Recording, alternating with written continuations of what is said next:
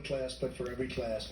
On top of that, we have millions of people pouring into our country from prisons and jails, from mental institutions and insane asylums, and they're coming in and they're taking jobs that are occupied right now by African Americans and Hispanics, and also unions. Unions are going to be affected very soon. And you see what's happening. You see what's happening with towns throughout the United States. You look at Springfield, Ohio. You look at Aurora in Colorado.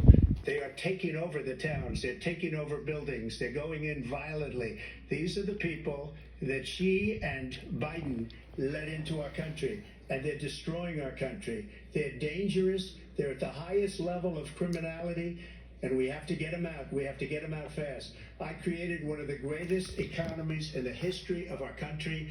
I'll do it again and even better. We are going to get to immigration and border security during this debate, but I would like to let Vice President Harris respond on the economy here. Well, I would love to. Let's talk about what Donald Trump left us. Donald Trump left us the worst unemployment since the Great Depression. Donald Trump left us the worst public health epidemic in a century. Donald Trump left us the worst attack on our democracy since the Civil War. And what we have done is clean up Donald Trump's mess. What we have done and what I intend to do is build on what we know are the aspirations and the hopes of the American people. But I'm going to tell y'all in this debate tonight, you're going to hear from the same old tired playbook, a bunch of lies, grievances, and name-calling. What you're going to hear tonight is a detailed and dangerous plan called Project 2025 that the former president intends on implementing if he were elected again. I believe very strongly that the American people want a president who understands the importance of bringing us together, knowing we have so much more in common than what separates us. And I pledge to you to be a president for all Americans. President Trump will give you a minute here to respond. Number one, I have nothing to do, as you know, and as she knows better than anyone, I have nothing to do with Project 2025. That's out there. I haven't read it. I don't want to read it purposely. I'm not going to read it. This was a group of people that got together. They came up with some ideas, I guess some good, some bad, but it makes no difference. I have nothing to do. Everybody knows I'm an open book. Everybody knows what I'm going to do. Cut taxes very substantially and create a great economy like I did before. We had the greatest economy. We got hit with a pandemic, and the pandemic was not since 1917, where 100 million people died, has there been anything like it. We did a phenomenal job with the pandemic.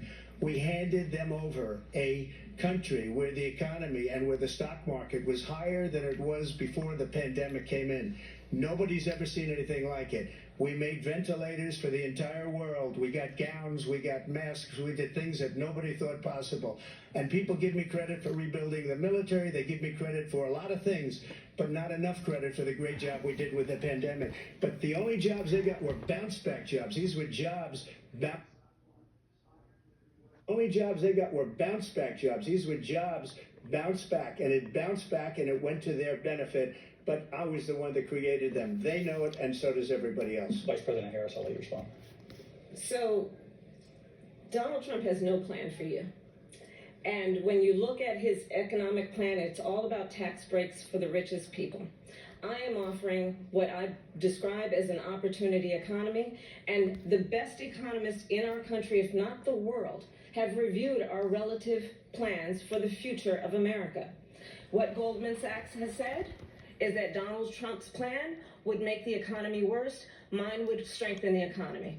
What the Wharton School has said is Donald Trump's plan would actually explode the deficit. 16 Nobel laureates have described his economic plan as something that would increase inflation and by the middle of next year would invite a recession.